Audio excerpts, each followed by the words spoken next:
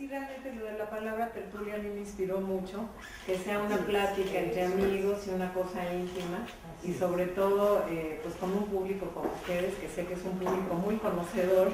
Espero no hacer pues muchos tropiezos en términos de historia y todo, pero bueno, voy a compartir lo que nosotros hemos ido aprendiendo y me siento muy honrada además de estar en este espacio tan íntimo.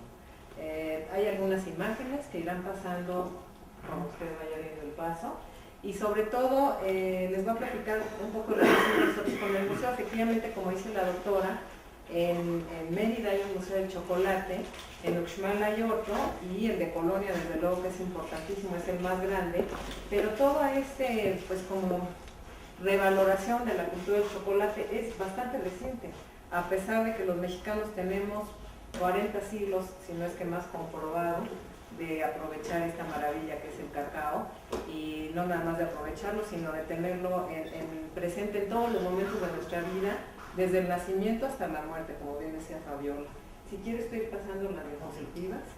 Son una manera de acompañamiento, desde luego esto no es una conferencia ni una clase, y más bien la idea es que vayamos probando el chocolate.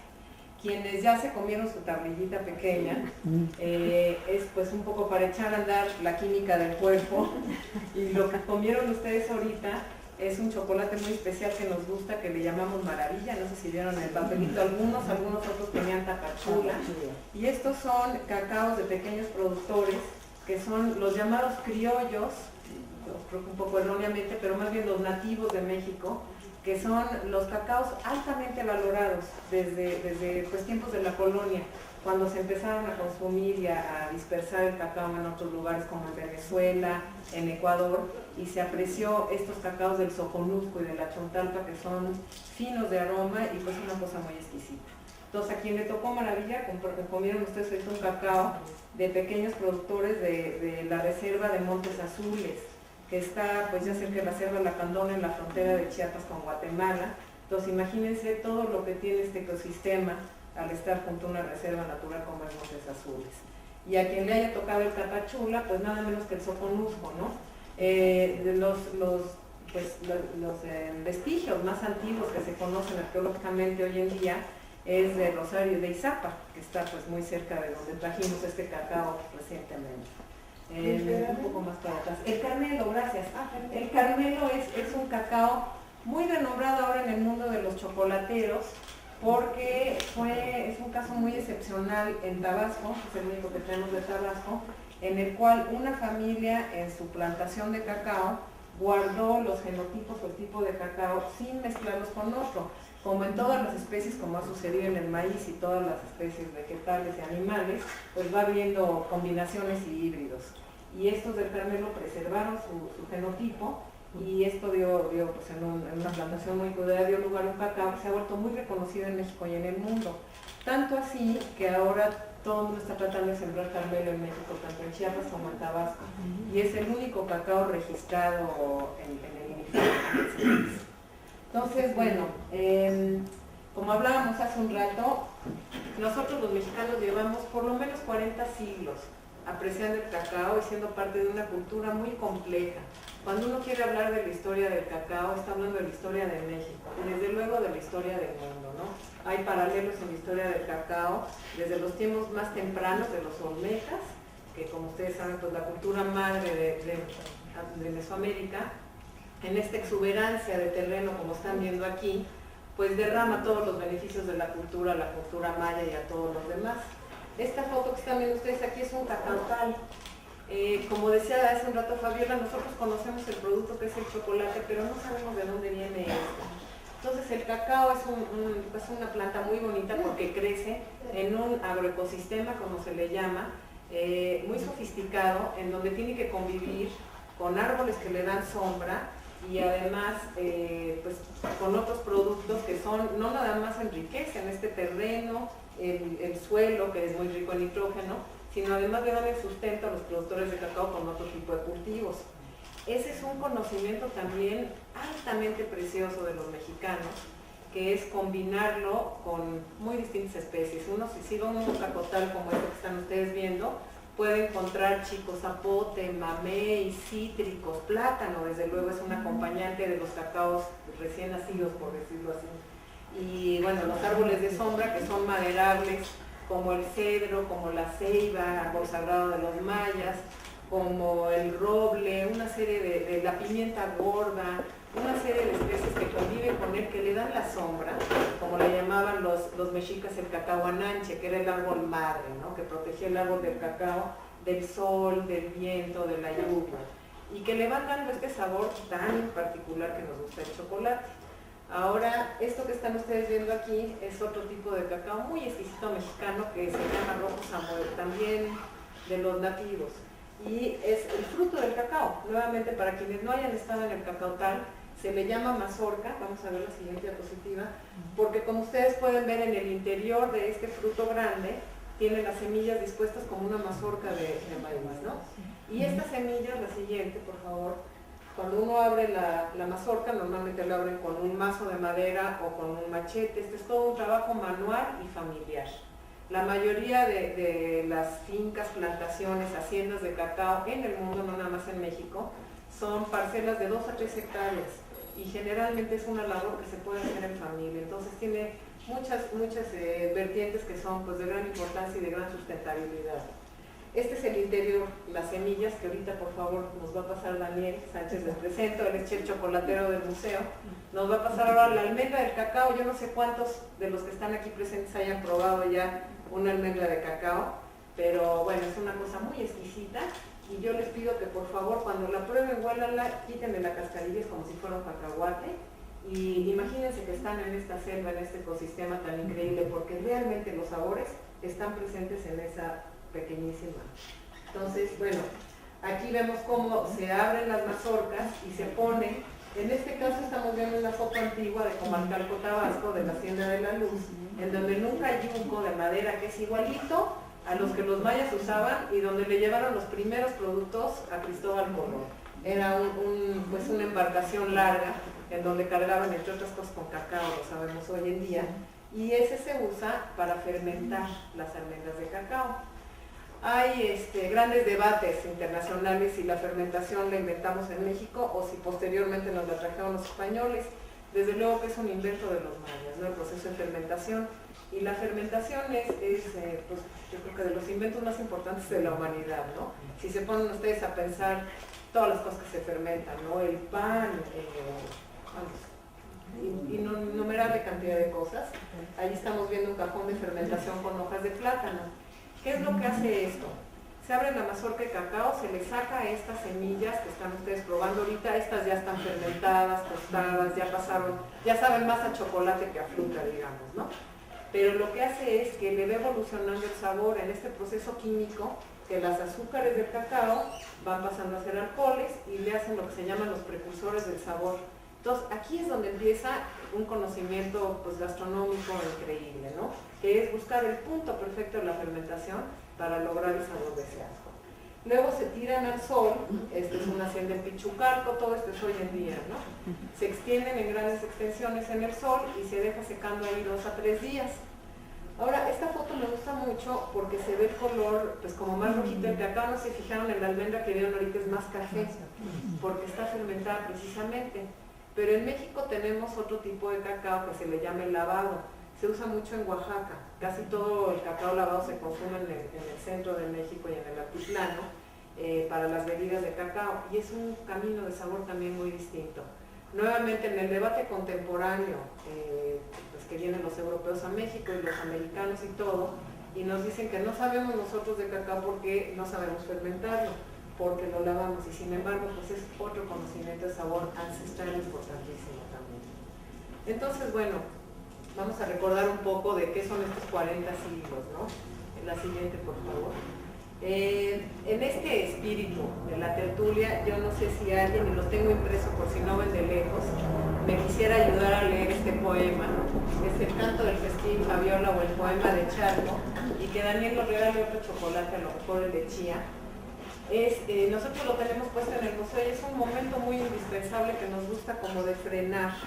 Este es un poema anónimo, no sabemos quién lo escribió, mexica, que trae este espíritu como de vivir el momento como una especie de carpe diem, de gozar con el cacao, de bailar con el cacao, de disfrutar esta flor que es la vida y disfrutar el cacao que es una flor, como la vida misma, ¿no? Bebamos ahora, comamos ahora, cacao floreciente, con él deleitémonos, que ya sus corolas abrieron las flores. El cacao floreciente embriaga mi corazón, con él ande yo adornado, y de igual modo también pueda ir mi corazón. Que no se marchiten las flores, que yo me vaya así del mismo modo, dar mi guirnalda, que mi collar de flores se entreteja con flores de allí. Que no se marchiten las flores, que yo me vaya así del mismo modo, dar mi guirnalda. Bueno, comamos ahora cacao floreciente, ¿no? Deleitémonos de la vida, y además de que es muy bonito y nos pone a todos en el tono del disfrute y de la tertulia, viene mucho al caso este tema de las flores. Desde luego, bueno, pues el conocimiento, ustedes saben mejor que nadie, la riqueza de la farmacopea prehispánica, todo lo que sabían de flores, de especies, de raíces, y todo esto eran los saborizantes del cacao. Y no nada más era una cuestión de placer, como lo estamos disfrutando nosotros ahorita, sino medicinal. Las bebidas de cacao para los antiguos mexicanos eran desde luego para las élites, pero no nada más. La gente común del pueblo las usaba en forma medicinal, de manera que había una gran variedad de combinaciones, como les decía, con flores, con raíces, con especies, con saborizantes, incluso con minerales se mezclaban, y con algunos insectos también, para hacer medicina pues muy preventiva y curativa, ¿no? Y qué mejor, yo siempre pienso hoy en día, si le van a dar una medicina a un niño, qué tal que viniera adentro de un chocolate, en vez de pensar para los niños que el chocolate es el premio cuando te tomaste la medicina, ¿no? Entonces habría que replantearse uno, desde luego, el disfrute de la vida y de qué manera uno pues se cura los males, ¿no? Ahí estamos viendo un dibujo del museo, nuevamente la herencia, bueno, vimos la cabeza olmeca, luego aprenden los mayas esta increíble cultura, y ya 3.000 o 2.000 años antes de que llegaran los españoles a las costas de Yucatán, ya estaban en las cortes mayas disfrutando de estas bebidas sofisticadísimas del cacao en su vida diaria y en las ceremonias especiales. Esta imagen es importante porque la espuma, ¿no?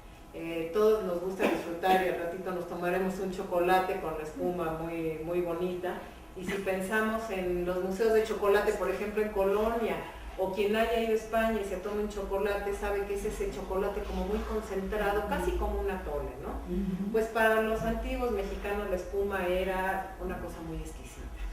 Hoy en día los grandes chefs que hacen la cocina molecular y están experimentando con esa cosa etérea y los sabores así, pues hace 3.000 años ya estábamos nosotros con esa cosa etérea y con esas sutilezas de sabor. Y es que la espuma no nada más tenía esa calidad de exquisitez, sino que además tenía lo que siempre ha tenido el chocolate en nuestra cultura, una carga simbólica importantísima. Entonces se creía que la espuma era pues el aliento de vida, ¿no? Un poco lo que acabamos de ver, de deleitémonos con eso. La espuma es un espíritu, es un aliento de vida. Incluso hay ciertas piezas de cerámica que tienen una especie de soplador, y se quiere pensar que era una especie de comunión, como lo estamos haciendo ahorita, ¿no? De tomar chocolate juntos, y que se iba pasando esta vasija, pues, echándole pues un poco el aliento, ¿no? Propio. Entonces lo que vieron ustedes allí era la manera de prepararlo antes de los molinillos, que era vaciando de una jarra a la otra a gran altura para generar la espuma, ¿no? Y esta es otra escena pues del mundo maya que describe Fray Diego de Landa, ahorita que hablábamos de Yucatán, que era una especie de bautizo. Otra vez estamos pensando que es 1000 años antes de que llegaran los españoles, y era una forma de bautizo pagano, por llamarlo así, en el cual a los niños, en un ritual de su paso a la adolescencia, se les ungía, esta es una interpretación del artista que hizo, más bien con un cuchillo, bueno, no un cuchillo, más como un instrumento de hueso, se les ungía entre los dedos y detrás de los oídos, con un agua en donde se diluía cacao y la flor de cacao, y esta era una manera de bautizo que se hacía pues con los grandes sacerdotes para el paso a la adolescencia, ¿no? Entonces vamos viendo el contenido ritual y cómo se usaba el chocolate en las grandes ceremonias. Este es el códice nutal, en donde es un matrimonio, ¿no? Otro de los grandes momentos que los mayas, luego en la mixteca, los mexicas, acostumbraron, ¿no? Recuerden que era una cultura en donde estaba altamente penado el consumo de alcohol, había sus momentos para consumir pulque y el resto del año no era algo común, ¿no? Que se pudiera hacer todos los días. Entonces imagínense además la importancia de una bebida enervante. Ahorita hablamos con Fabiola de las bebidas alucinógenas, decía ella, bueno, pues el chocolate claro que hace muchas cosas por nosotros, ¿no? Imagínense la importancia en una sociedad como las prehispánicas, en donde no hay otras formas de, como decirlo, de disiparse lo que puede hacer el chocolate por uno, ¿no? Entonces, esa es una boda de un códice de la Mixteca, la anterior, por favor. Y vean el atavío, la novia es la que está del lado derecho, ofreciéndole al novio, como símbolo de su unión y su compromiso, una copa de espumoso chocolate, vean la representación de la espuma allí. Y bueno, pues en este lujo tan increíble, ¿no? El tocado, las orejeras, todo lo demás, en una ceremonia de gran relevancia, ¿no? Cuando me dijeron lo de la tertulia, pues desde luego yo quería hablar de la cultura mexicana del chocolate, pero me vino mucho a la mente todos los momentos en la historia de México y en la historia de la humanidad en que el chocolate ha sido el motor y la gasolina de las reuniones cultas y de las reuniones importantes de la sociedad, ¿no? Y en especial en México. La siguiente también es una boda, esto ya es mexica, es otra vez una interpretación, y este es un momento bonito porque es cuando se amarra el quexquemetl con la tilma, que no sé si ustedes saben, esto es al margen del tema del chocolate, que esa es una costumbre mexicana que luego se tradujo a lo del lazo. Entonces, creo que solamente en México cuando nos casamos nos ponen un lazo, y es pues lo que siguió después de esta costumbre mexica de amarrarse el quexquemetl con la tilma, ¿no? Y desde luego también aquí en la Gran Tenochtitlán, en las ceremonias de boda, se brindaba con las copas de cacao, en ese entonces no se llamaba chocolate todavía, y se usaba, bueno, pues en todas las ceremonias importantes, en el templo mayor, por ejemplo, cuando iban a matar a los que estaban condenados a muerte, les daban una taza de chocolate también, que se teñía en ese entonces con achiote, lo vamos a ver más adelante. Y es que para los antiguos mexicanos, la mazorca de cacao que vieron ustedes era similar al corazón en este conocimiento metafórico, y el chocolate un líquido precioso como la sangre. Entonces, ¿qué líquido precioso nos tomaremos ahora?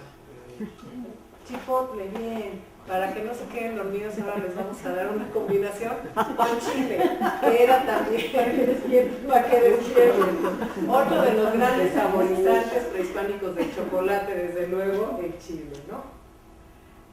A ver, Fabiola, haznos favor, yo no traje mis lentes otra vez, de leer, pensando en los colores, ahorita que les hablaba yo del color de la sangre, de los condenados a muerte y de este chocolate teñido de achiote, una descripción de Fray Bernardino de Sahagún de cómo era el chocolate. El cacao hecho colorado, cacao hecho bermejo, cacao hecho negro, cacao hecho blanco, y dábalo en unas jícaras con el que se bebía, y sus cucharas de tortuga para revolver el cacao. Eso de la cuchara de tortuga es muy bonito, y yo aprendí apenas el año pasado en la posada del cacao en la fundación de Oaxaca, que tienen estos palitos que ustedes encuentran, que los venden ahí en el atrio de Santo Domingo, como apartalibros, que les llaman alcahuetes. Y resulta que eran estos instrumentos para mover la jícara de chocolate y para recoger la espuma. Y yo ahora pienso que pues es también lo que siguió después de estas cucharas de tortuga elegantísimas que se usaban probablemente en la corte de Moctezuma, ¿no? Como está describiendo aquí Fray Bernardino de Sahagún. Y lo que es hermoso es ver los colores, ¿no? Hecho colorado, bermejo, negro, blanco. Imagínense ustedes la variedad. Para nosotros hoy en día el chocolate es lo que estamos comiendo, una tablilla sólida, que ya es lo que llegó pues después de toda la revolución industrial y del cambio de estado a Europa y pues de la industrialización. Pero hay estas bebidas todavía en Oaxaca, y había toda esta herencia de la diversidad de sabores y la diversidad de colores y la sofisticación, ¿no? Con la que se trataba este alimento de los dioses. Y bueno, había también un protocolo en estas cortes de Moctezuma y en las cortes mayas, en que se tomaba la jícara con una mano, se sostenía, y con la otra, con todo protocolo, se mezclaba así. Yo creo que para los españoles fue difícil estos modales, ¿no? Como todo era pues una cosa muy distinta a lo que traían ellos, y poco a poco fueron transformando el uso de la jícara por el uso de las tazas y luego posteriormente la mancerina, ¿no? Que conocemos, porque no tenían pues ese modal, ¿no? De poder llevar la jícara con una sola mano a la boca. Tratemos, cualquiera de nosotros ya no tenemos esa capacidad, ¿no? A ver qué viene después. Bueno, los saborizantes. Otra que espero que todos sepan, y si no hay que gritarlo al mundo, la vainilla, el tlilxóchitl, como le llamaban en náhuatl, la flor negra, otra gran aportación de México al mundo, y que es una orquídea que crece en el cacaotal, precisamente. Entonces, en toda esta complejidad de ecosistema y de gastronomía, puede uno en su misma parcela sembrar el cacao, luego sembrar el achiote, unos plátanos y una vainilla, y luego mezclarlo y hacer estas bebidas tan increíbles. Creo que pocos cultivos en la humanidad pueden combinar todo esto, ¿no? Otro saborizante más es la rosita de cacao. Esta es una jícara tradicional de Oaxaca. Quien haya ido a Oaxaca y no haya probado el tejate, tiene que regresar. Entonces, el tejate es una bebida exquisita, hecha en base a agua, que también hay que recordar que lo de la leche nos llegó después, ya con los españoles. Las bebidas de cacao se hacían en base a agua y sin azúcar. Entonces el tejate tiene el pixtle, que le llaman, que es el hueso de mamey, que lo rayan y le da un sabor como almendrado muy especial, y la rosita de cacao, que no es la flor del cacao, es una flor, otra especie que se llama Quaridea funebris, y que también tiene un perfume muy exquisito. Bebida que tiene, por supuesto, 30 siglos, se sigue acostumbrando hasta hoy en día, ¿no? Y es una espuma también maravillosa, una preparación única. Y aquí tenemos una imagen justamente de la posada del cacao, que también nuevamente quien ha ido a Oaxaca pues tiene que ir a esta ceremonia en especial para darse cuenta. Hay por lo menos 10 bebidas, si no es que más, solamente en la Mixteca de Oaxaca. Por no hablar las bebidas de cacao que hay en Veracruz, en Tabasco, en Chiapas. Entonces, pues es importante, ¿no?, hacer hincapié en que la cultura mexicana del cacao no solamente tiene 40 siglos de estar vigente ininterrumpidamente, sino que sigue hasta hoy en día con estas otras formas, ¿no? Otro saborizante, el achiote, como les contaba yo ahorita, convive en la selva de cacao y además lo pinta, ¿no? Para quienes no sepan. Y bueno, los españoles se dan cuenta inmediatamente. Cuando llega Hernán Cortés, escriben una de sus primeras cartas de relación, que toman esta bebida los mexicanos, que cuando se la dan a sus soldados, aguantan todo un día sin comer ningún otro alimento y en la batalla, ¿no? Vamos a seguir adelante. Y lo que todos sabemos, no nada más tiene este altísimo contenido ritual, sino que se usa de moneda.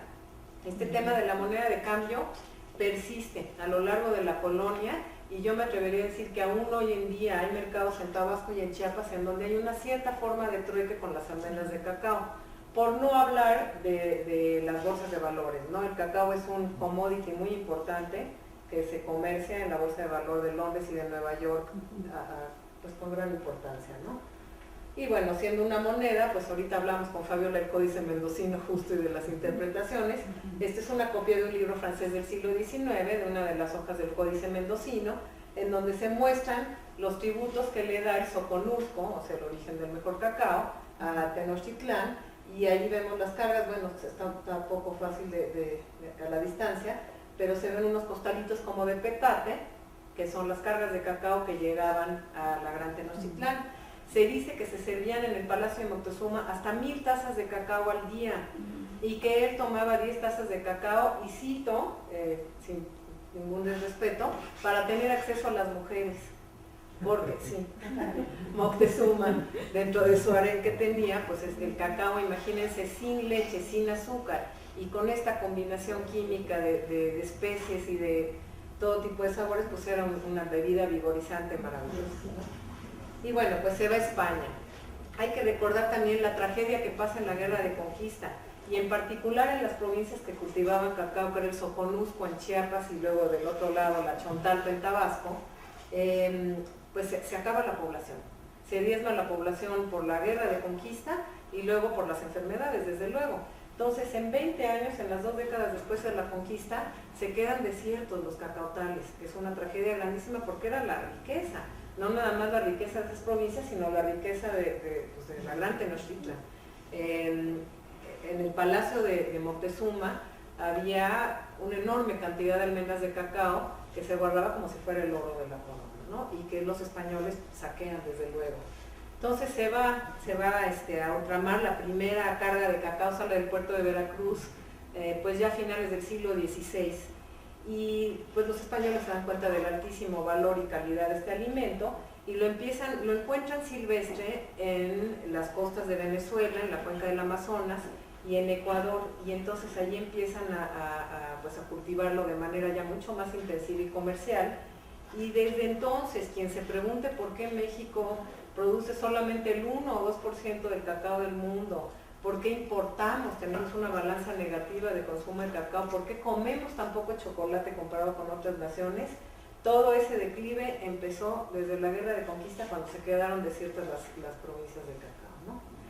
Entonces llega a Europa y en Europa lo empiezan a apreciar. Esta es la hoja de Francisco Hernández del Nova Plantarum, en donde empieza a entender él la diversidad de las especies que les platiqué ahorita y el valor del cacao, y ya lo empiezan a describir, pero va perdiendo, así como gana en una descripción taxonómica y científica, empieza a perder todo su contenido ritual y toda la diversidad de saborizantes. Cuando va llegando a Europa solamente dura un poco más de tiempo con pues todo el achiote, el chile, todo lo demás, y desde luego pues no tiene ya el contenido ritual, ¿no? Ya se empieza a ver como una especie más dentro de los libros de botánica, y bueno, empieza a dispersarse por toda Europa a través de las cortes. Sigue siendo una bebida de los nobles y de los reyes, y se van compartiendo. Si quiere vaya usted pasando.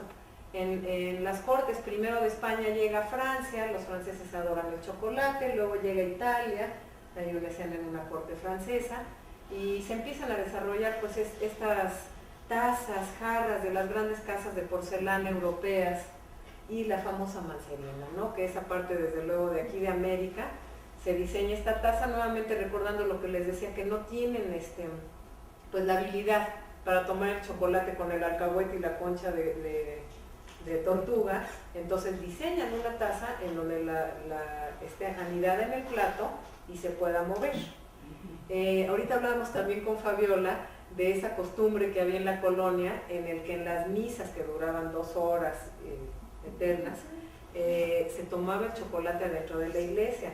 Y hay una anécdota bastante conocida de San Cristóbal de las Casas, en la cual el obispo dijo, pues esto es una barbaridad, como que le están sirviendo chocolate a las señoras a la hora de la misa. Entonces lo manda a prohibir, y al poco tiempo muere envenenado el obispo y se sigue con chocolate, ¿no? Y sigue la costumbre desde luego de tomar el chocolate durante la misa. Entonces, bueno, se va de España, Francia, Italia, y se vuelve pues una bebida común de Europa, ¿no? Mientras tanto, pues también el cultivo del cacao se va esparciendo en otros lados. Desde luego en Venezuela, en Ecuador, nosotros empezamos a importar en la colonia el cacao de Ecuador, y se le llamaba el cacao de los pobres por su menor calidad. Yo creo que necesitamos otro chocolate más. Sí. Estoy pensando si tenemos cacao de Ecuador, pero no. Bueno, de allí se va. Hay que recordar que había los piratas acechando las costas, ¿no?, del Caribe. Entonces, pues dentro de todas las cosas que se llevan los piratas, se llevan el cacao, y los ingleses y los holandeses comienzan a sembrar cacao en sus colonias del Caribe, y ya casi entrando en el siglo XX se va a África. Hoy en día, dato curioso, cualquier chocolate que compren, excepto los de estos cacaos de origen que estamos nosotros haciendo y algunas otras gentes, viene de África. El 80% del cacao del mundo que se consume hoy en día es africano. Y sí, sorprende. Y imagínense ustedes que el cacao llegó a África por ahí de los principios del siglo XX, ya finales del siglo XIX, principios del XX. Y hoy en día, así dato curioso para salirnos un poco de la historia, aproximadamente se consumen como 4.000 millones de toneladas de cacao al año en el mundo, de las cuales México provee menos de 20.000, de 4 millones de toneladas. Y adelante. Ya ves que se conoce que los chocolates suizos son los más también muy exquisitos. Sí. Y bueno, ese chocolate, ¿de dónde proviene ese cacao? Buenísima pregunta, gracias. Y así ya además me sale un poco de la historia que ya... el tema de los suizos vale mucho la pena, y bueno, regreso un poco, retomo a la historia y nos vamos a finales del 18, principios del 19, ya todos los europeos adoran el chocolate, ya es bien conocido por todos, y se empiezan entonces a fabricar las maquinarias para procesar el chocolate. Los suizos fueron los que hacen el verdadero parteaguas, ¿no?, en la producción del chocolate. Yo creo que en la historia, hasta donde vamos ahorita, ya vendrán otros parteaguas. Hay dos importantes. Uno, pues el encuentro de las dos culturas, ¿no?, cuando llegan los españoles a América y conocen el chocolate. Y el segundo, esta revolución industrial que empieza en Suiza precisamente. La maquinaria. La maquinaria. Entonces todos en el supermercado encuentran el chocolate Lindt, conocemos bien la marca. Pues el señor Rudolf Lindt fue un suizo que inventó una máquina que se le llama la conchadora o mélanger, que es básicamente un metate, ahorita que veíamos un metate, pero mecanizado, por llamarlo así. Esta es una máquina redonda en donde tiene un piso de granito y unos rodillos enormes de granito, que lo que hacen es que por 24 o 48 horas, incluso hasta 3 días, están moliendo y moliendo y moliendo y moliendo los granos de cacao con azúcar. Entonces lo que se logra con esto es lo que están ustedes comiendo ahorita, que es este chocolate muy terso, en donde no se le siente el azúcar como al chocolate de metate y no se le siente tampoco el cacao. Entonces ellos son los que hacen esta transformación, por un lado, de hacer un chocolate muy terso, muy refinado y muy portátil a la vez, ¿no? Vamos a pensar que ya no estamos en las cortes de Moctezuma, que ya no estamos tomando copas de oro, que ya no estamos en la corte francesa con porcelana de ser unos cuantos nobles, ¿no? Ya el mundo entero quiere chocolate y lo que se necesita es una producción industrializada masiva y una vía de consumirlo pues más práctica, ¿no? Como es la tablilla, que no necesitas una taza, ni necesitas un molinillo, ni necesitas todo este protocolo. Entonces inventan eso y luego el otro gran invento de los suizos es la leche.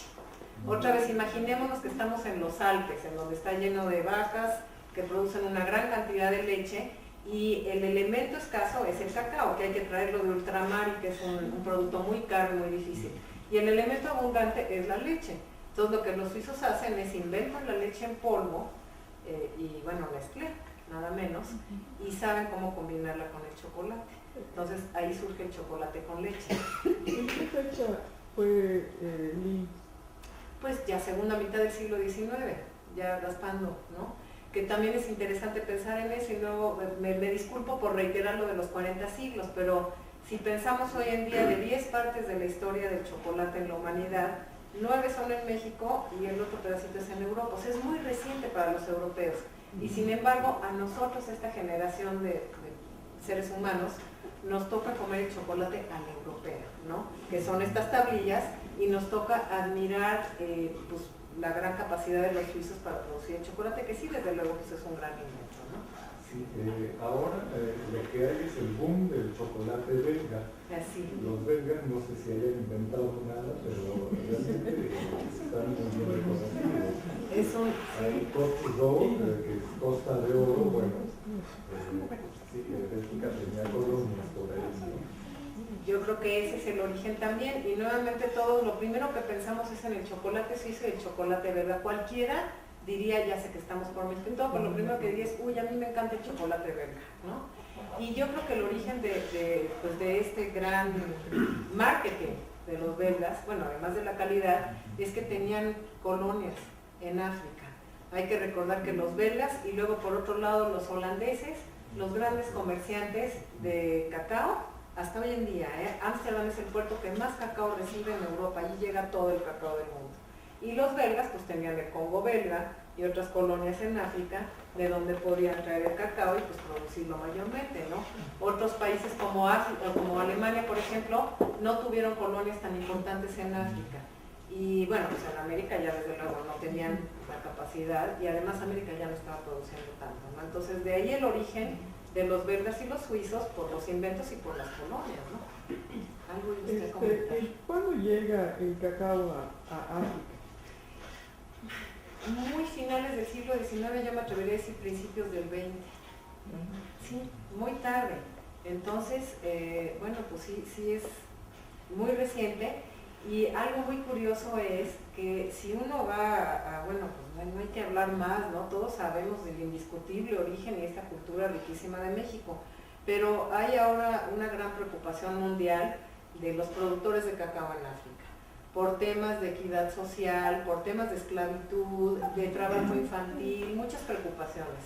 Entonces, en la comunidad global de chocolateros y de productores de cacao, pues se ha estudiado mucho que los africanos estén en mejores condiciones.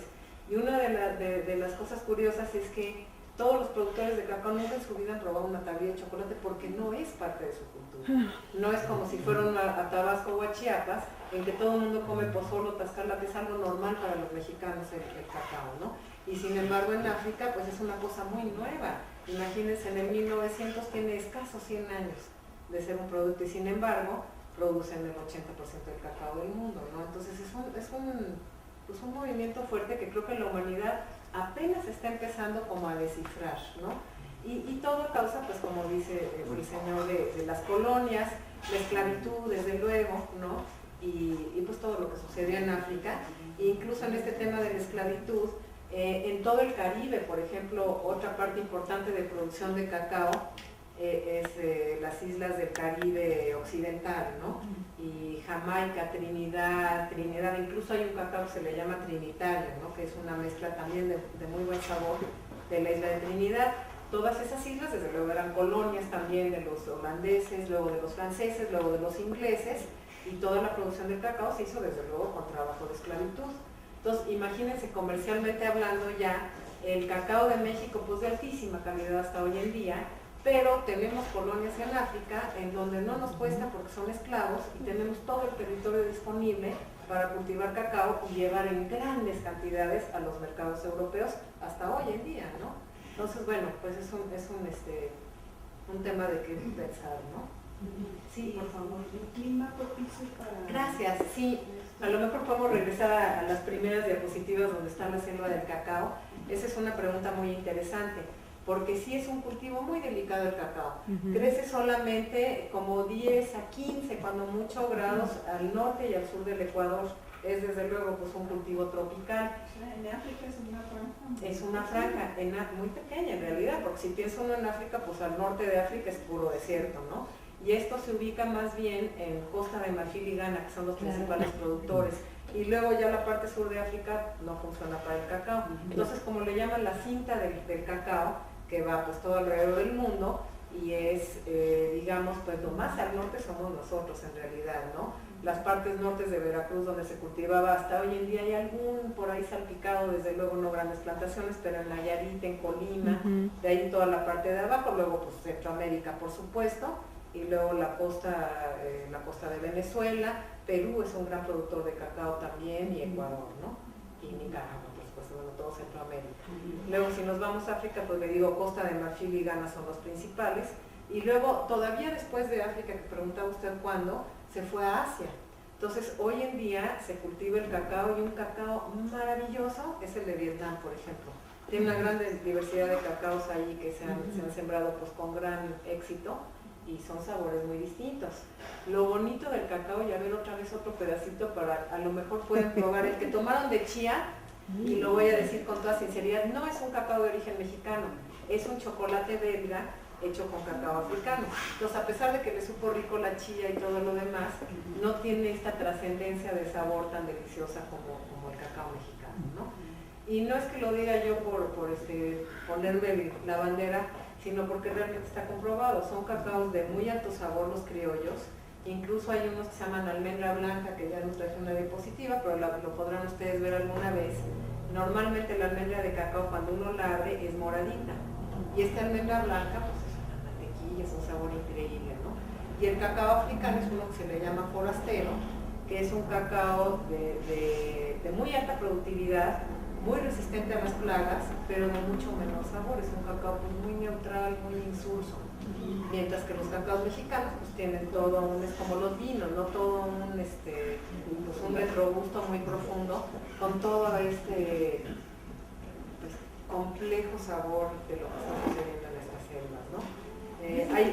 Sí, no, perdón. No, por favor, usted. Bueno, dicen algunos historiadores como Ludwig Palmer que la venganza de América con Europa por la conquista, la esclavitud, etcétera, etcétera, fue el cacao, porque acabó con las dentaduras de los europeos. Eso me gusta y se lo voy a copiar. Sí, Sí, está muy bien. Que fue una revancha inusitada y involuntaria. No, claro. Y actualmente, por ejemplo, en Corea se hace un chocolate. Mi hijo acaba de venir de un reportaje que hizo en Seúl y trajo una cantidad de tablillas de chocolate que yo estaba impresionada de que hubiera traído eso de Corea. No, hubieras traído luis coreano. No, claro, chocolate Corea. Vámonos más adelante porque van ustedes a ver, nosotros tenemos pues como un cierto cometido de que se use mucho el metate. Entonces tenemos metates en el museo y constantemente motivamos a la gente a que muela cacao en el metate. Aquí este es en la posada del cacao nuevamente en Oaxaca. Pero si seguimos adelante en las diapositivas va a aparecer una molienda de cacao de un grupo de coreanos que fue al museo, que se fueron a inspirar porque querían abrir un museo de chocolate en Seúl, precisamente. Y sí, efectivamente los coreanos producen unos chocolates increíbles y los otros son los japoneses.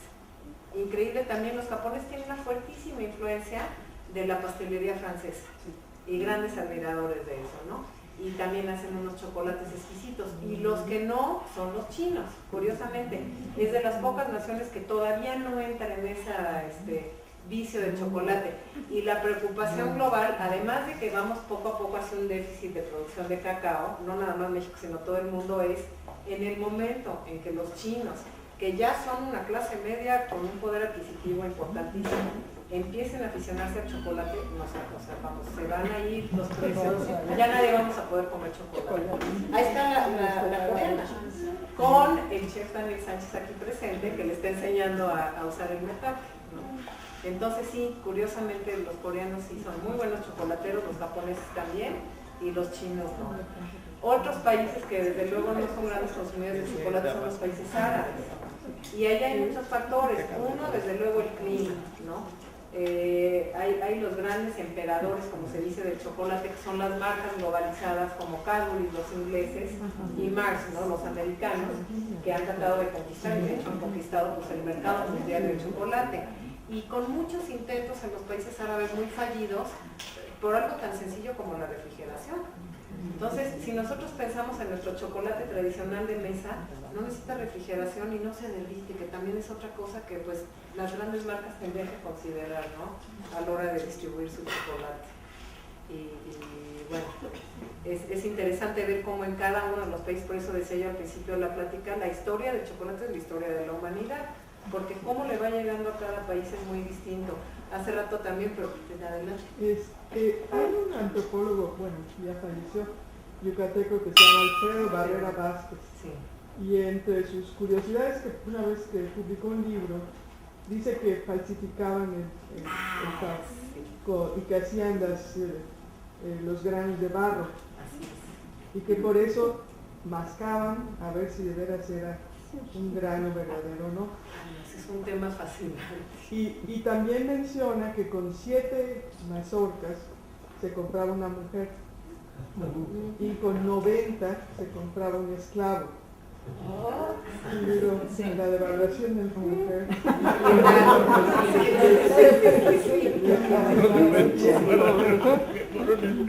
Me encanta que haya usted traído ese tema. Bueno, número 1 de la moneda y número 2 de la falsificación, porque desde luego que se falsificaba y recién instaurada la colonia se empieza a regular con todo rigor el comercio del cacao justamente por las falsificaciones y por el valor de las cosas. Entonces hay ordenanzas muy explícitas y muy rigurosas del comercio del cacao y de las falsificaciones sin duda alguna, ¿no? En eso del barro, o sea, imagínense, y ceniza también, ¿no? Para hacer este cacao que pues siempre ha sido una cosa valiosísima. Hoy en día nuestra, digamos, falsificación del cacao sería lo que se le llama sucedáneo, que es el chocolate no chocolate que todos comemos también desde luego, pues en toda la pastelería, en la vida diaria, ¿no?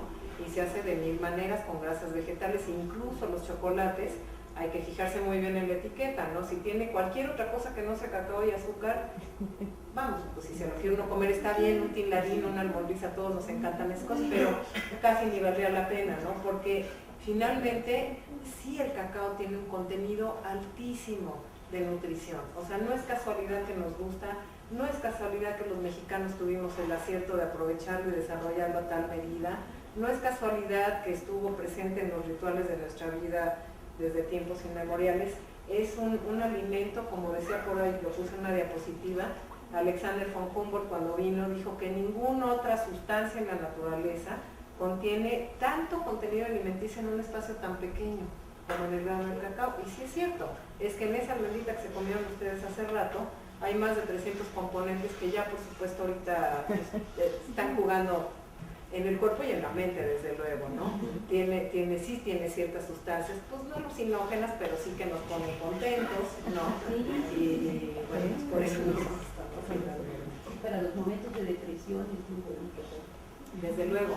Bueno, a las mujeres, ahorita que he hablado de comprar una mujer, pues las mujeres somos muy chocolateras, ¿no? Y es porque necesitamos las sustancias del chocolate, el magnesio, todas las sustancias pues buenas para la mente, ¿no? Es esta analogía que hacía yo también del corazón de los antiguos mexicas.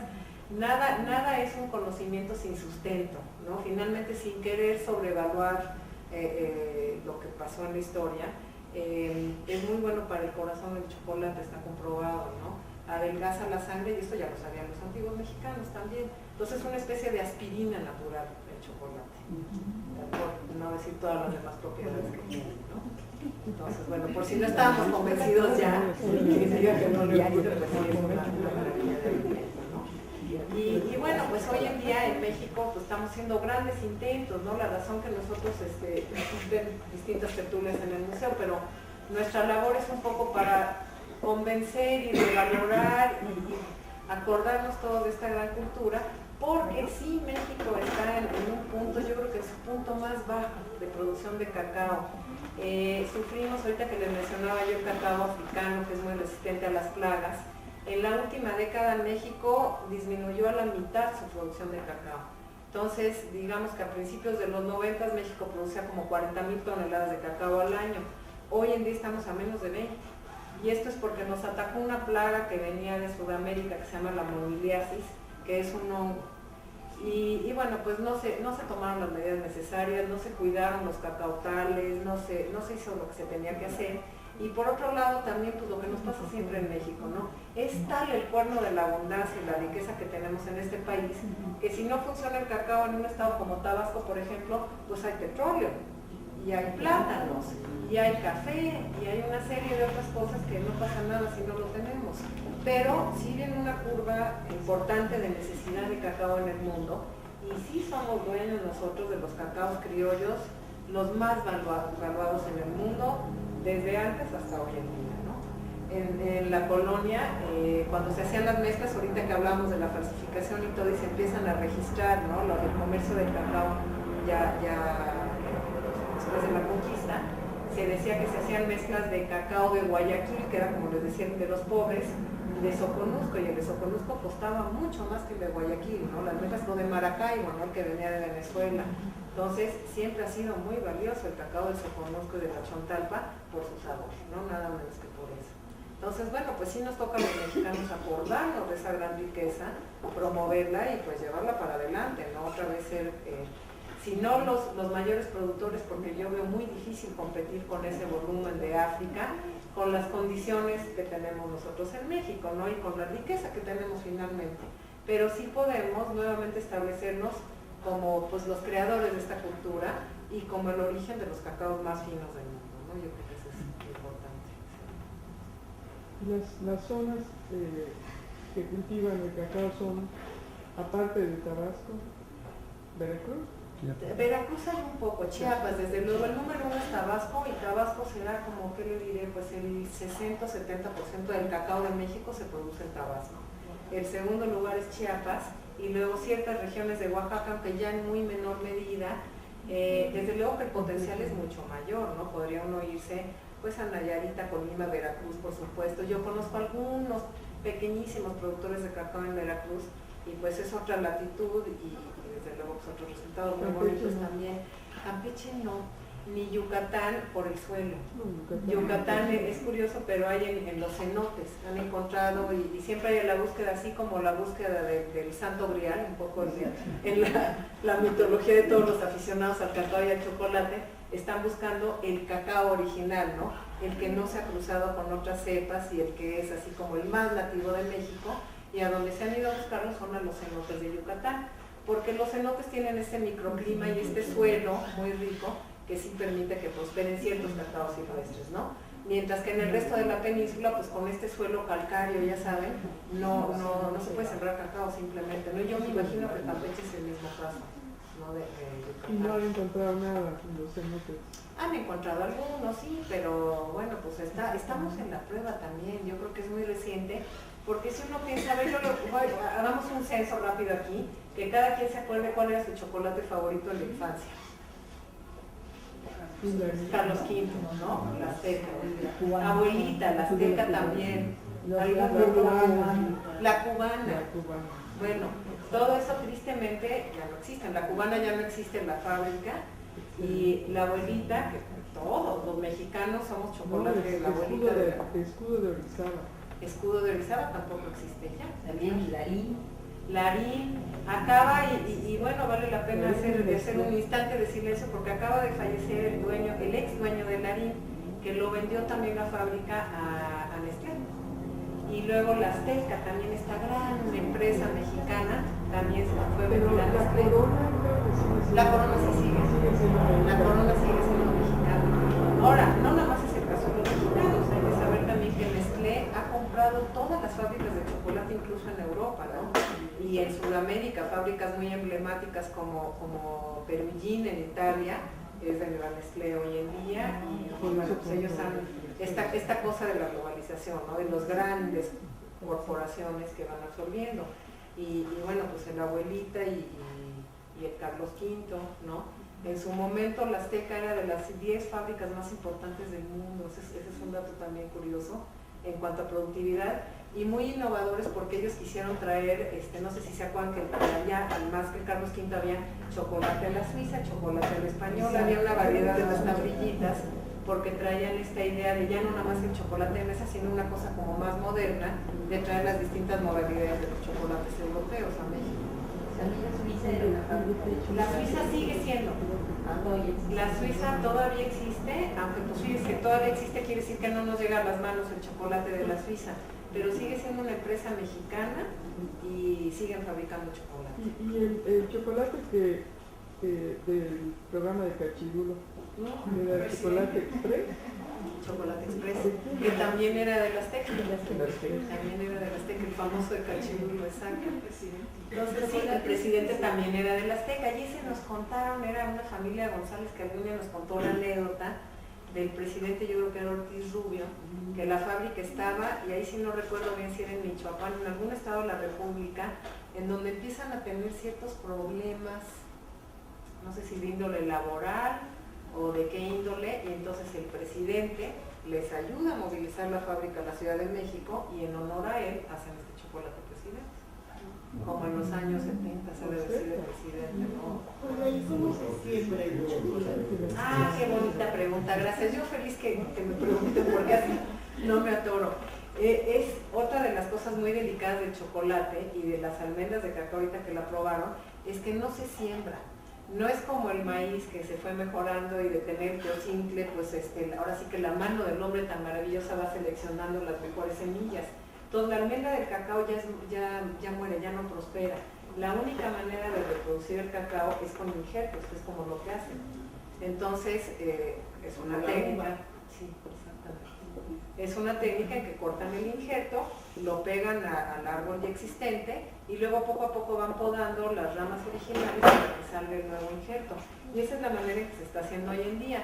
Porque pues otra vez a lo largo de la historia se van haciendo las necesidades de la humanidad. Entonces una gran parte del cacao que tenemos son unas mezclas que se fueron haciendo pues digamos en el siglo XX para resistir las plagas, etcétera. Pero ahora que los mexicanos queremos recobrar nuestros cacaos nativos, en esos híbridos o mezclas se le están injertando las cepas originales como lo que probamos en el sur. Y no hay Ese es el otro peligro también, o sea, nosotros queremos recuperar las cepas originales porque si no se pierden esos cacaos.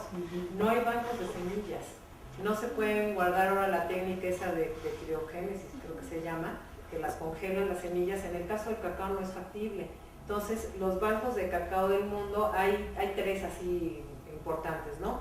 El más grande, que tiene como 400 especies de cacao, está en la isla de Trinidad, y lo que es un jardín, es un huerto de cacao, en donde están todas las especies del mundo, digamos, ¿no? Hay otro también muy importante en Costa Rica, es el segundo mayor del mundo. Y en México tenemos uno en Izapa, ¿no? Que es el Banco de Rosario Izapa del INIFAP, y otro en Huimanguillo, en Tabasco. Ahí es donde tenemos guardadas nuestras especies de cacao, pero guardadas me refiero a que hay un árbol. Entonces imagínense la fragilidad de que si viene una plaga se acabó.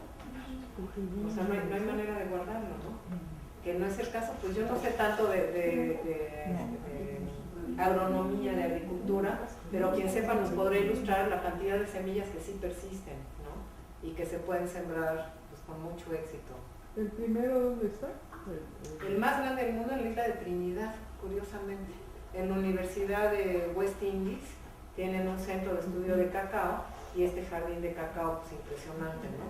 La especie del cacao se llama, en la clasificación de Carlos Linné, es el Theobroma cacao, como ustedes han oído, que quiere decir alimento de los dioses.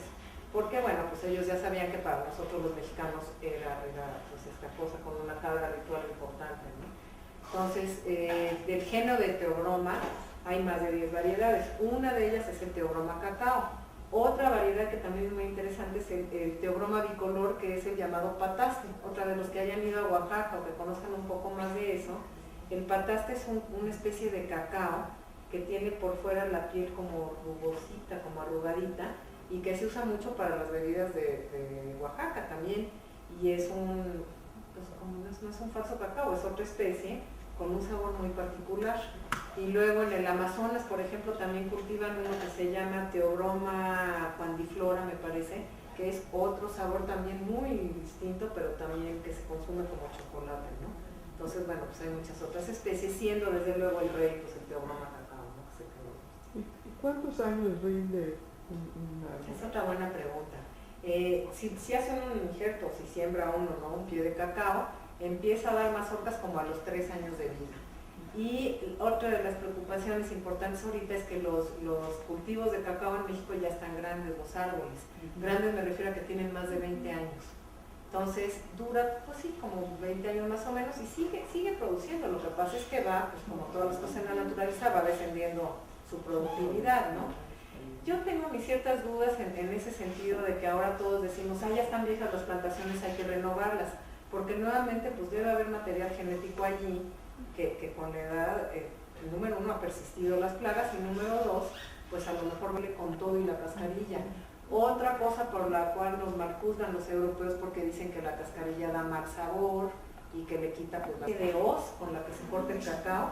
Se bajan las mazorcas, se abren con un machete, se saca con la mano la pulpa para, o sea, de veras aprecia uno la tablilla ya que sabes lo meticuloso que es todo este proceso, ¿no? Se pone a fermentar, luego se pone a secar y todo eso se hace en el sitio del cacao, o sea, digamos aquí sería en Tabasco o en Chiapas, ¿no? Y de ahí ya se empacan los costales y ya se va a grandes distancias. Esto sucede, pues como veíamos desde tiempos prehispánicos, ¿no? Que traían los pochtecas y los tamemes cargando en las espaldas los costales de cacao, ya digamos con el proceso de la poscosecha, ¿no? No se ve en la mazorca porque es muy efímero, como cualquier producto tropical. En el momento en que lo corta uno y ya está en la mazorca, ya empieza a fermentarse la fruta. Entonces, uno de los problemas es que los sitios de fermentación no siempre están en el mismo lugar en donde se cultivó. Porque desde luego, pues si tú eres una familia, como cualquiera de nosotros, y tienes tus 2 hectáreas de cacao, ya hiciste toda la labor de cosecharlo, a lo mejor no tienes un cajón de fermentación en tu parcela, es mucho más sencillo que eso, ¿no? Entonces tú tienes que llevarlo a los famosos centros de acopio. Y entonces allá hay las grandes fermentadoras, porque además, con tu poquito cacao que te produjo tu hectárea de terreno, no tienes la suficiente masa crítica para que se haga esta dinámica de calor y todo que necesita la fermentación. O sea, necesitas por lo menos unos 300 o 400 kilos de cacao en baba, como se le llama, para que suceda, ¿no?, la magia de la fermentación. Así en poquito, pues no funciona, ¿no?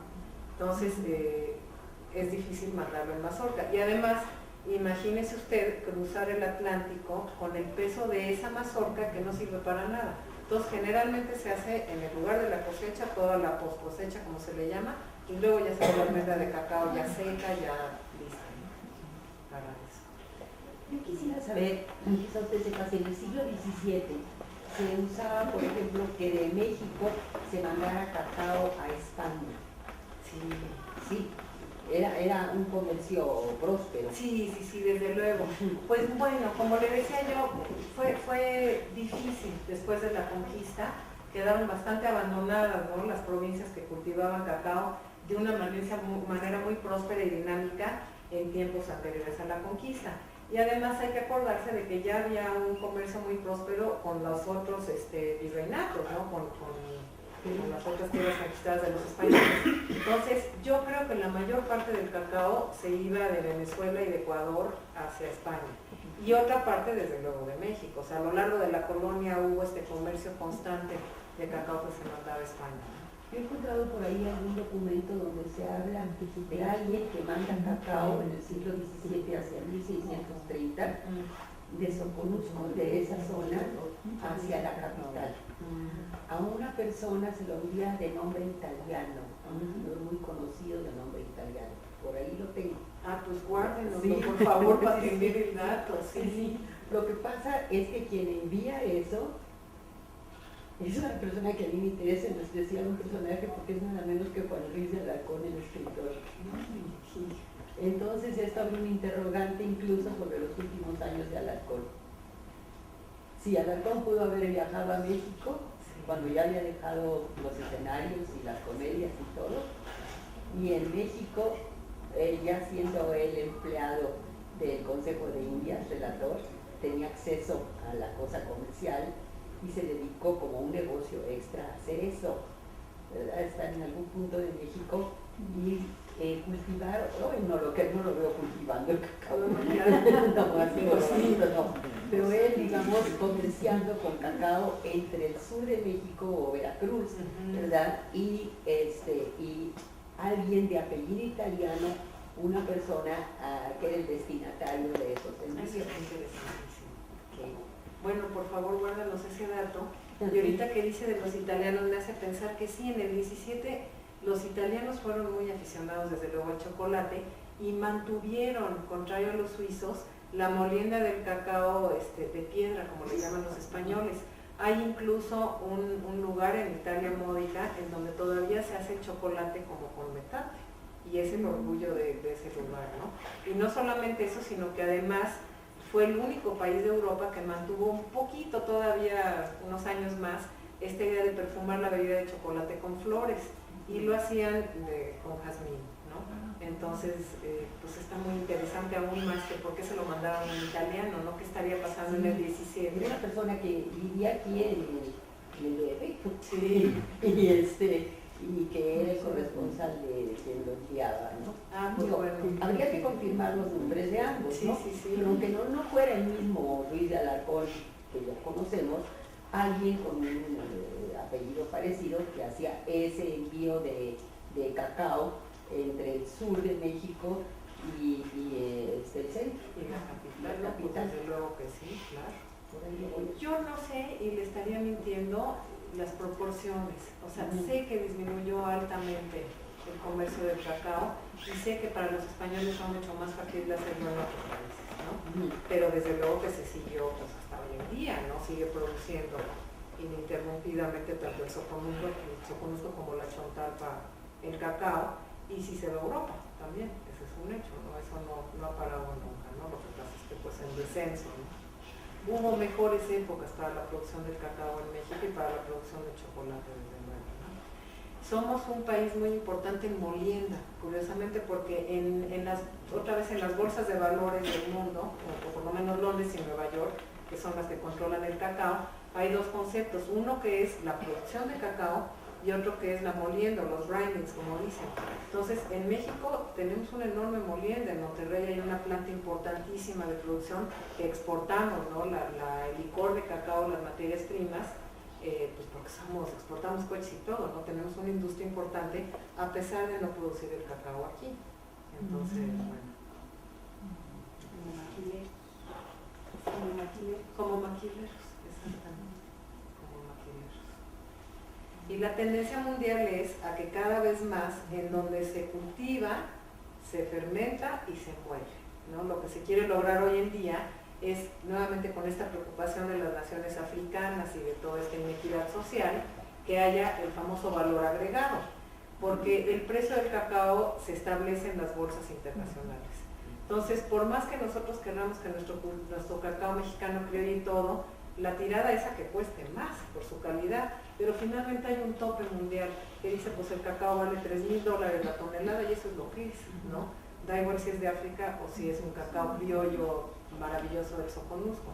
Entonces, lo que se busca es que a lo mejor todo el proceso se haga hasta la fabricación. Pues eso, otra, no sé si utopía más de la humanidad, pero bueno, esa es la tendencia. ¿Un último chocolate? Sí. Muy bien. ¿Habrá alguna relación en la disminución del consumo del chocolate como una bebida cotidiana, el hecho de que se ha ido perdiendo ese concepto de utilizar el chocolate como algo ritual, con un gran contenido ideológico, espiritual, a una simple golosina que se regala o se compra, pero no con ese contenido que se tenía, por ejemplo, en Oaxaca, en donde era todavía con la jícara, el alcahuete, y que debe llevar espuma. Y aquí realmente como que se ignora todo ese contenido que lleva el chocolate.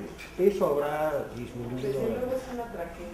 Ahorita que lo describe usted así con una tristeza, ¿no? Pensar que, pues, que se nos fue de las manos, pues en una vida tan acelerada de hoy en día, ahorita que decían el chocolate express, es un poco cuando empieza a cambiar esa idea de que ya no es la vida doméstica en la que la mamá es el ama de casa, que está haciendo la espuma y que todos tenemos un poco más de tiempo para disfrutar de este ritual diario, porque además se acostumbraba pues desayunar y merendar chocolate, ¿no?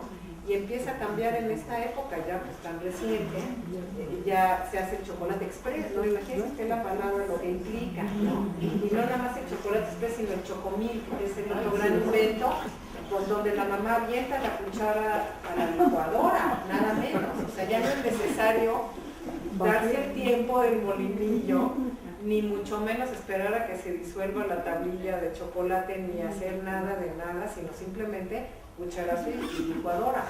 Y más aún todavía en la generación más reciente, ya ni siquiera la licuadora, porque ahora es el invento del tetrabric, ¿no? Sí. Entonces, ya ni el uso de la licuadora, porque además ya todas las mujeres trabajamos y somos independientes y toda esa cosa. Y entonces le pones al niño en la lonchera un tetrabric con un chocomil y se acabó. O sea, no vienen las dietas, ¿no? Chocolate que engorda. Eso es más grave todavía. Todavía es más grave, que ya las mujeres ya no quieren alimentarse. No toman chocolate, no quieren alimentarse bien.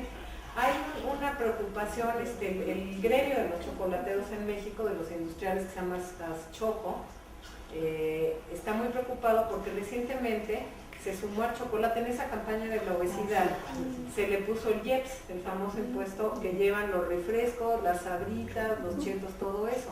Entonces surgió la cosa como que el chocolate, pues el chocolate es un tema de identidad nacional y además es muy deseable que un niño se tome un pedazo de chocolate, que desayune una taza de chocolate, no le va a hacer mal, más bien todo lo contrario, va a rendir muy bien. Y si nos vamos generaciones atrás, en donde desayunaban todos los niños mexicanos su taza de chocolate caliente, el índice de obesidad era mucho menor. Que hoy en día, que ya no toman las mujeres ni una tablilla de chocolate, ni los niños, porque engorda y porque es malsano, y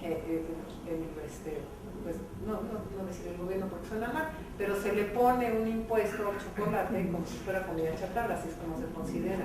Entonces, bueno, pues estamos pensando los mexicanos. Lo que debería de buscarse es justamente saber, vamos a pararlo, ¿no? Un poco como el poema que nos hizo favor de leer, ¿no? Vamos a frenar un poco y a recuperar esta enorme carga ritual que además implica pues una convivencia familiar importantísima, que sería altamente deseable para el México de hoy en día, que las abuelitas y las mamás y los papás y cualquier forma de familia que ahora pues está tan aceptado, ¿no? La que sea que uno desee de familia, pero que esa familia pues se tome un momento en la noche o en la mañana, así como dicen media hora de lectura diaria, a lo mejor habría que hacer una campaña que dijera una taza de chocolate hecha por molinillo al día, toda la familia junta, ¿no? A ver qué pasa en México, pues sería yo creo que una cosa Pero de si es chocolate light, yo creo que sí le entra. Hay que tirar esa palabra a la basura. Todo lo light a la basura y saber que lo que va a hacer es nutrirte y hacerte bien, no hacerte mal. No le den chocolate al niño porque luego no duerme y se altera mucho. Bueno, no le den chocolate al niño por una lista de razones. Justo veníamos en el coche platicando Daniel y yo, que todos los médicos de hoy en día lo primero que quitan es el chocolate, sea cual sea el mal. No vaya usted a tomar chocolate no como al revés, o sea, también debería venir en todas las recetas médicas, comas usted un pedacito de chocolate al día y a ver qué sucede, ¿no? Pero no será porque lo que más se consume es el sucedáneo y además el chocolate tiene demasiada azúcar. Claro. Porque yo he tratado de comprar chocolate, siempre buscar cuánto traen de cacao. Y la verdad es que nadie impone qué porcentaje tiene de cacao. Entonces, eso es algo que dice uno, bueno, ¿qué estaré comiendo? ¿Grasa vegetal o con sabor a chocolate? ¿O estaré comiendo un chocolate con un porcentaje y un contenido altísimo de azúcar? Nos perdimos en el camino nuevamente. Entonces, pues yo creo que por eso se prohíbe también, por la cantidad de azúcar y por se engorda porque está comiendo uno grasa vegetal, no está uno comiendo el chocolate. Bueno, pues a lo largo de la historia ha sido para reponerse el chocolate. Entonces, bueno, ese sería una cosa del gremio de los chocolateros, que realmente obligaran a quien produce que llevaran el porcentaje de cacao que lleva su chocolate, ¿no? Porque pues eso es lo que dice uno, ni compro, porque ninguno trae, rarísimo. Y otra de las cosas que yo he notado, por ejemplo, tanto en Yucatán como en Oaxaca, que hay muchos extranjeros que se han venido a vivir, que están haciendo chocolate, produciendo el chocolate, entonces lo presentan, bueno, pues con unas cosas muy finas, muy bonitas, de cajitas o de envoltorios, a diferencia del chocolate mexicano, pues que su diseño es muy primitivo, ¿no? Y en cambio el otro es un diseño muy europeo, ¿no? Y entonces, pero tampoco le ponen el porcentaje, entonces hay esa tendencia en Mérida hay unos belgas y hay unos norteamericanos que son los que hacen un chocolate orgánico y el otro chocolate, ¿no? Y en Oaxaca acaban de salir como dos marcas que también me dijeron que son de extranjeros, allá no me supieron decir de qué nacionalidad eran, sino que eran extranjeros. Por la forma y por el nombre, que ahorita en este momento no recuerdo, más bien se me hace que son franceses, ¿sí? Que están sacando tablillas de chocolate pues buenas, así más tipo chocolate europeo. Y en cambio, por ejemplo, despreciamos un poco el chocolate que se hace en el metate, que todavía sigue mucho azúcar. Lo despreciamos. Entonces dice uno, ahí dice chocolate para mí corriente, por el azúcar que uno siente, ¿no? Sí, pero que yo digo que es el que menos daño hace, por supuesto. y que es el que tiene más cacao, ¿no? Sí, claro. Por lo menos sabe uno que tiene al menos el 50% de cacao, lo está uno viendo en el mundo. Pero, ¿saben otra cosa que a mí me inquieta mucho? Es que no tenemos la mayoría de los mexicanos, yo no sé del porcentaje, ahorita que hablamos del urbanismo también con Fabiola, pero yo creo que por ahí el 70% de los mexicanos ya somos urbanos. Sí. Hay una población muy, muy disminuida de la gente que vive en el campo.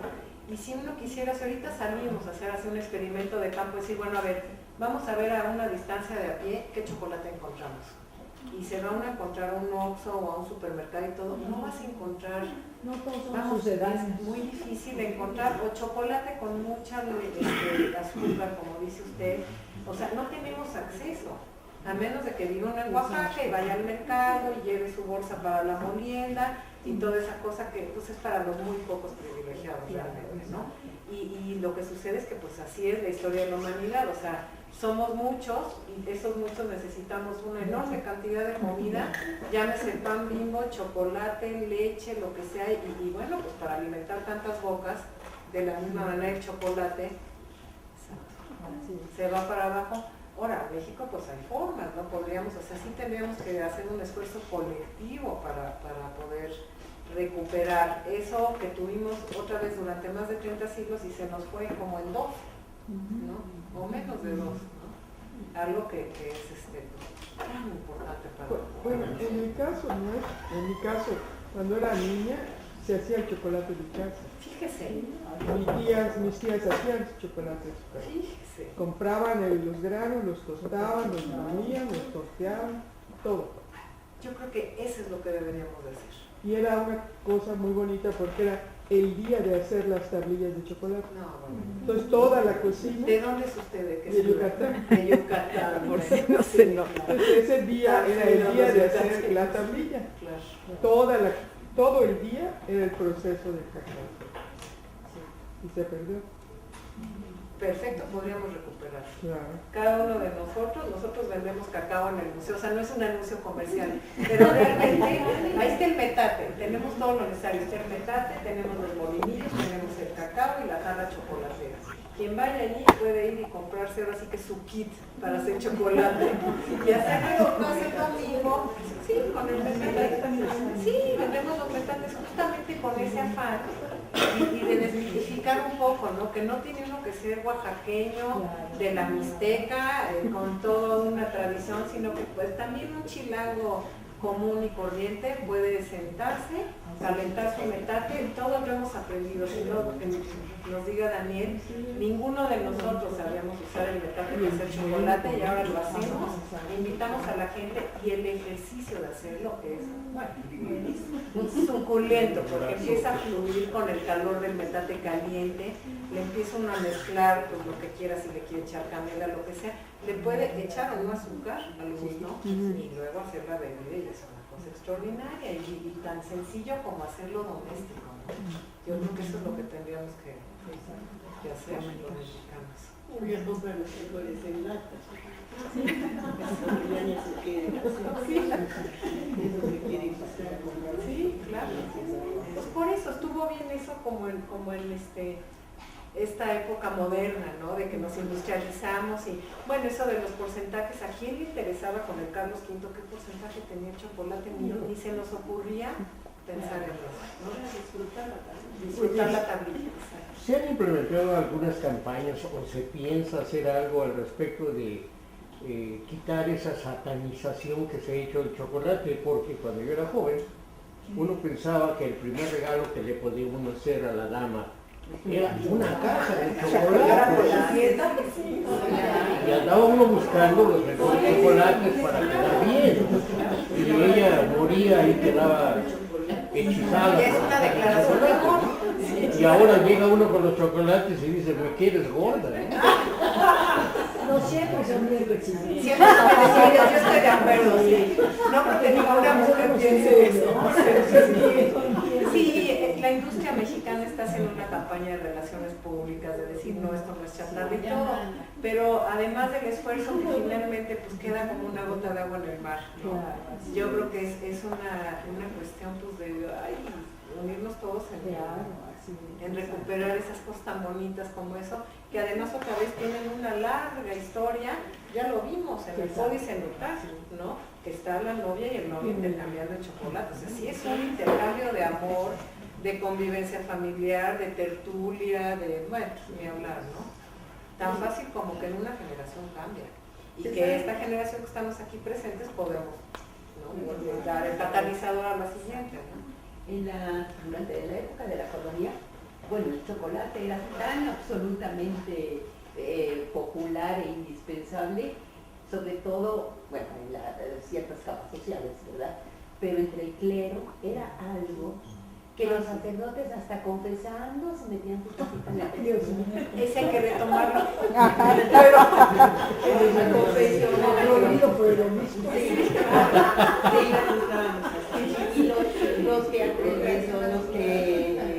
y los verdugos de Sor Juana eran grandes partidarios del chocolate, tanto el arzobispo Aguilar y Cejas como Núñez de Miranda. Y entre chocolate y chocolate diseñaban el futuro de Sor Juana. Yo creo que Sor Juana, aunque no sé si alguien encuentra el dato histórico, pero ella debe de haber sido una gran tomadora de chocolate. Bueno, por ahí se dice que los votos que deberían de observar las culturas religiosas era abstenerse de tomar el chocolate, porque era un sacrificio realmente muy fuerte. Fuertísimo. Bueno, estaba regulado en los conventos de la Nueva España, y eso está desde luego muy bien documentado, regulado quién y a qué hora se hacía la molienda del chocolate. Había, por ejemplo, en las vizcaínas una cuota que se le daba a las alumnas para el chocolate, y había, por supuesto, la hora de tomar el chocolate dentro del horario rigurosísimo de los conventos, y el espacio arquitectónico para tomar el chocolate, pues hay muchos salones chocolateros, ¿no? Hasta hoy en día existen. Entonces, y claro que había pues, todas las cuaresmas, yo creo, ¿no? Abstenerse de tomar chocolate. Hasta hoy en día, yo no sé si ya alguien lo piensa, pero yo me acuerdo de niña que era común en cuaresma no tomar chocolate. Y hay esa famosa película de chocolate, no sé si la han visto, que justamente es un escándalo que llegue esta mujer y abre su chocolatería cuando están en cuaresma en un pueblo de Francia, ¿no? Que cómo es posible pues, estar indulgiendo en eso. Y no, cuando introdujeron en Europa el chocolate no hubo reticencia de decir esas bebidas exóticas. Es que llegaron, ahorita que hablamos del café también y del té que decía Fabiola al principio, más o menos llegan por la misma época las tres bebidas, entonces son tres bebidas externas y muy elegantes las tres, ¿no? Entonces, lo que pasa es que yo una vez leí un librito chiquitito de 1610, inglés, donde satanizaban al café y decían, esa bebida espantosa con ese olor tan intenso que pervierte a la gente porque se va la gente a los cafés en esos lugares, se reúnen a tomar esa bebida horrible y están perdiendo su tiempo en lugar de trabajar.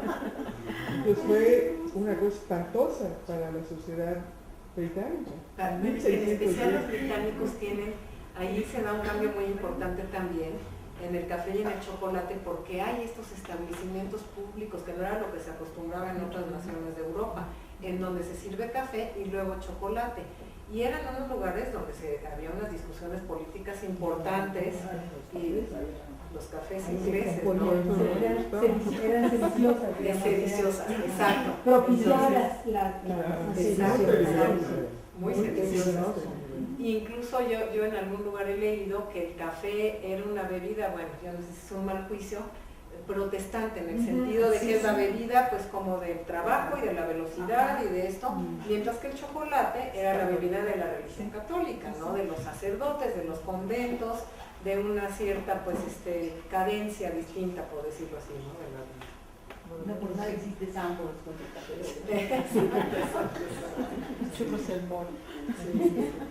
Oye, el último bolita de chocolate blanco.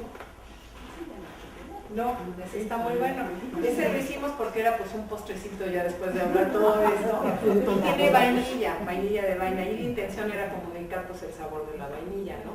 El chocolate blanco surge de un invento de un señor holandés, hablando de los holandeses, Van Houten, que hace una prensa, pues una prensa hidráulica que se usa hasta hoy en día, para extraerle la manteca al licor de cacao y separar la manteca de los sólidos, como se le llama, que es la cocoa.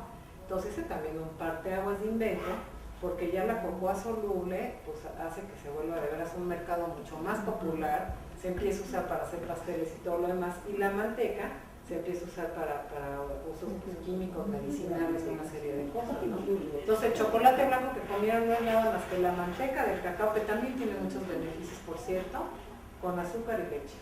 Eso es lo que y no, pues no tiene todo el contenido, además del sabor, lo oscuro, digamos, lo sólido, es lo que tiene ese contenido nutrimental más bueno. Sí, exactamente eso. Sí. Entonces, bueno, no, ya no era chocolate. Y tampoco mexicano. Sí. Bueno, pues